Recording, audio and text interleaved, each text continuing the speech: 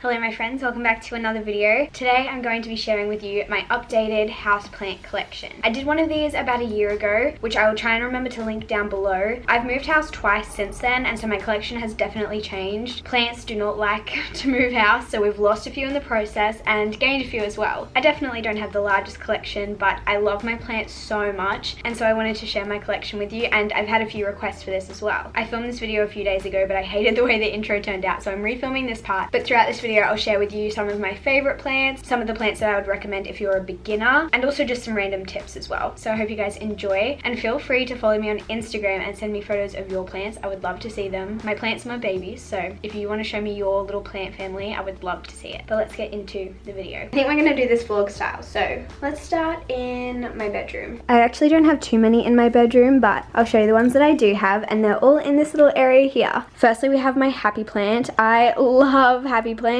Would recommend them to anyone who's trying to get into plants because they are so incredibly easy and also beautiful. We have a bigger one downstairs, which I'll show you guys later. Also coming across here, we have my Calathea ornata. She's another one that I've had for a long time. She kind of struggles every time we move, and because I've moved twice in the past year, she's had some moments, but she's doing better, and every time she gets settled, she thrives, and she's getting there. Calatheas are one of my favorite species because they're such beautiful plants. Every type of Calathea that I've seen I think is so gorgeous, but they are a little bit more temperamental, so I wouldn't say they're the easiest plants to look after. And then we have a beautiful pothos. I have a lot of different pothos in my house. Pothoses? Pothi? I don't really know. I think this is a snow queen, and she is stunning, especially if you love a lot of white in your room. The green and the white is a beautiful like marbled look. I think it's gorgeous. I would say that out of all the types of pothos, snow queen isn't the easiest to look after. I find that it's quite slow growing in comparison to some of my other ones, but she is stunning, so we love her. That's all for my bedroom, but I do have one in my bathroom, which is through my wardrobe. So in my bathroom, sitting on this shelf right by the window, we have this beautiful pothos. Like I said, I have a lot of pothoses. Pothi, I don't know what the plural of that word is. This one I got as a little tiny baby, and he is growing quite a lot. He seems to really like being in this spot in my bathroom, even though it might be probably quite like steamy and humid. He seems to love it. I feel like pothos are the best starter plant, like literally the best, and I would recommend them to everyone, especially golden pothos. I feel like they're the fastest growing that I have had in my collection at least, and this guy's just living his best life, so I can't wait till he trails all the way down. Pothos are also super easy to propagate, which I'll show you one of my propagations later, or a few of them actually. So once you've got one pothos, you can have like 10 after they start growing just by propagating them. And behind me, we have my oldest pothos. So this beautiful girl just sits in our landing that we have up the top of the stairs on this beautiful thrifted rattan stool that I have. So she is probably one of my oldest plants, and she is stunning. Her vines are getting so long. The longest one she has is probably over 1 meter long, but she also has some shorter ones as well. I love her. She is so easy to look after. She grows so fast. We have a new little leaf popping up here. I feel like this is always bringing out new leaves all the time, and this is my pothos that I've taken a lot of clippings from to make new little propagations, and I don't know, she's just thriving. She is truly stunning, and like I said, would really recommend her to people. Even if you think you can't look after a plant, I'm sure you can look after a pothos. You can water them like 3 times a week or like once a month, and I feel like they still thrive. And this one doesn't get a lot of sunlight, and she's still going great, so really couldn't recommend pothos enough. Moving out of the hallway and into the office, we have the most beautiful variegated rubber plant. I love her. She is just the most stunning and intricate plant. I water her like once a week, and she seems to love that. She really likes this spot as well. I feel like she's always bringing out a new leaf, even if it is a bit of a slower growing leaf. There always seems to be one coming in. When I first got her, she wasn't thriving. She didn't really grow, and she lost like all of these bottom leaves that you can see have scars, I guess, of where they used to be. But once I got her to a place that she loved and in a routine that she loved, she has been sprouting all over the place. So I love my rubber plant. I will say that variegated plants probably just harder to look after in general, but so worth it because look at these like camouflagey kind of leaves. They're so cool. And this is a beautiful plant that I share my desk with. She is one of my newer plants. I will say I got her during quarantine at some point, so probably around March or April. April, I can't really remember, but she is literally thriving, like living her best life. There are always new leaves popping up, and I think they're so cool how they unravel from these little like stick looking things. They're so cool. She only needs to be watered about once a week, and she makes it very obvious when she wants water because she just kind of droops a little bit. I will say your plants do communicate with you if you are willing to notice. A lot of them will show signs of wanting water when they need it. Like I said, this one droops just a little bit, but when you sit at a desk every day with a plant, you can totally tell when they need it. I can't remember the proper name for her, but her nickname is it Moonshine or Moonlight? I think it's something Moonlight. And if you look really closely at her leaves, they look kind of satiny or shimmery. They've got like this silver tinge to them, and I think they are so stunning, but you can only really see when the light is reflecting off of them and if you really take the time to notice. I think plants are just the most beautiful thing ever. I could really rant about them for a long time, but I do need to repot her. She's sitting in her little nursery pot in this terracotta pot, but I could probably replant her into this terracotta pot now. If you can, I would really recommend keeping them in their plastic nursery pot for a little while or as long as possible once you bring them home, because that is what they're used to. That is the environment that they're used to. So you're already bringing them into a new environment, and then repotting them straight away can potentially shock them a little bit and cause them to die or not grow as fast or whatever it may be. So letting them settle into their new environment while still being in their nursery pot just gives you a better chance of them thriving, settling in. Sounds a bit silly, but plants are living things, so if you can give them the best chance of life, why not? But like, guys, how stunning is she in this terracotta pot too?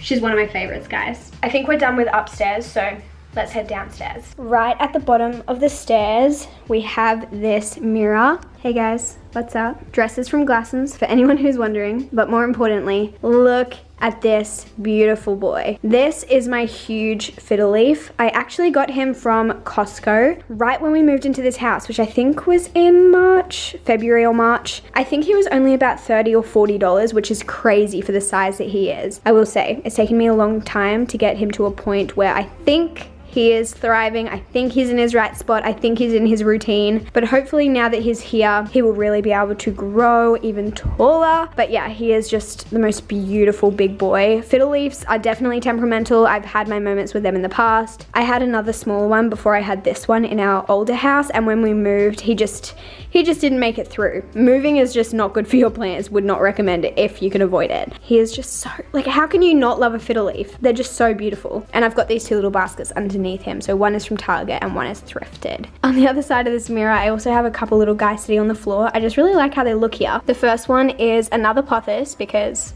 I'm obsessed. I think this is probably my favorite type of pothos, probably, but also not as fast growing as the golden pothos. I think this is called a marble queen. Forgive me if I get any of these names wrong. I just don't really care, to be honest. Like, once I find out how to look after them, I don't really care about the names. I have another one of these in the kitchen, and I just think the leaves are like the most beautiful, detailed thing. This one is super cool because it has like a half and half. Even this one, I just think they're all so stunning. And next to the pothos, I have this Peperomia. I got her for my birthday last year, and she was thriving, and then we moved and she was not thriving, but I think she's really starting to settle in because we have a bunch of these new little leaves popping up, which are just the most beautiful thing. I love the like two-toned leaves. I think that's why it's called like a lemon lime. It's just the most bright, colorful, beautiful plant. I would so recommend Peperomias. They love the sun. They do not love water, so don't water them very often, but if you get them into a routine they love, they will love you back. Also sitting down here is my little spritzer. This is from Kmart. It's not like the best spritzer ever. I think it just looks cute as well, so it just sits down here. We also have this little side table in our dining room, and this houses two of my little plants. This is a peace lily. I'm not exactly sure what the type of it is called, but it is so stunning. And next to that guy, I have a propagated golden pothos. This guy was propagated originally from my pothos upstairs, a really big gal, and I clipped it off with like 2 leaves on it. So it was just like the 2 leaves there, and it has just grown. I have tried to propagate pothos into soil multiple times and failed multiple times. If you're propagating into soil, they need a really, really wet soil. Usually what I do is propagate them in water until they have a little bit of roots. Then I transfer them into a little pot like this, and then make sure I'm watering it almost every single day, and then slowly reduce the amount I'm watering it so that it gets used to it. So it's not just going from sitting in a jar of water to sitting in a pot with dry soil. soil. So this one is truly growing so beautifully into a lovely little vine, and I hope that I'll be able to have a lot more successful propagations in the future, just like this little guy. And lastly, in our dining room we have this little bookcase, which of course just has a bunch of decor and books on it, along with a few plants. The first one we have here is a little Snow Queen propagation sitting in this beautiful glass thing that I just found at a thrift store. This is not one that I'm going to transfer into soil. I just really like how it looks in the glass, and again, just so beautiful. If you're interested about propagations,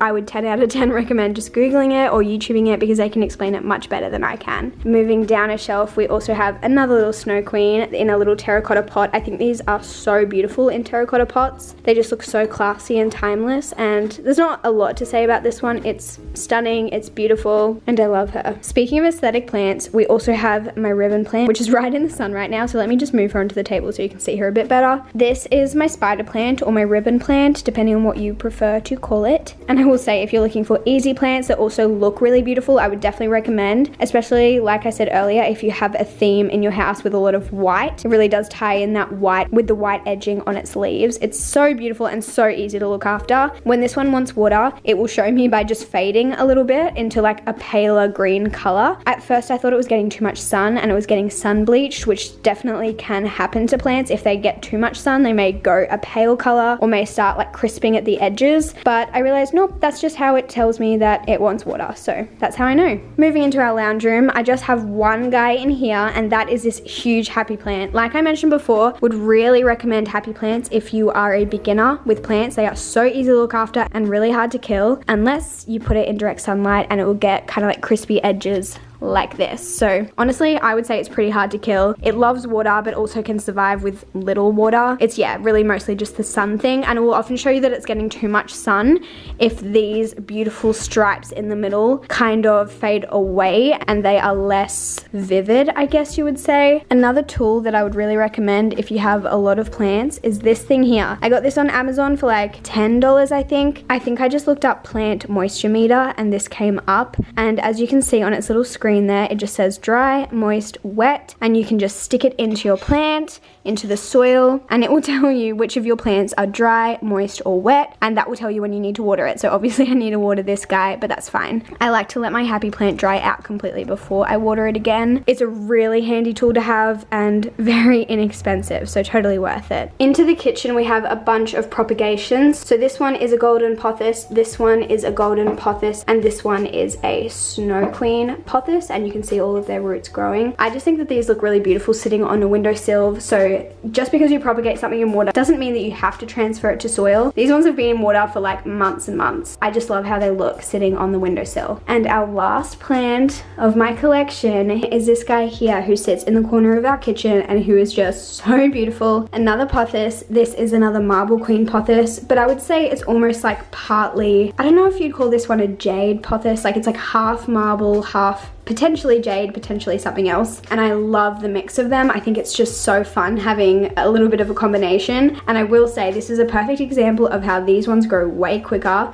than the variegated species. So if you want a really fast growing plant, I would definitely recommend going with more of a darker pothos rather than ones that are variegated like the Snow Queen or the Marble Queen. She is beautiful, especially with the wooden boards in the background. I just think it's so stunning, and she loves being here. I hope you guys enjoyed seeing my little plant collection. I had so much fun filming this video and talking about plants because I love them so much. If you have any questions, leave them in the comments below. I'll try my best to get back to you, and I guess I'll see you guys in my next video very soon. Goodbye.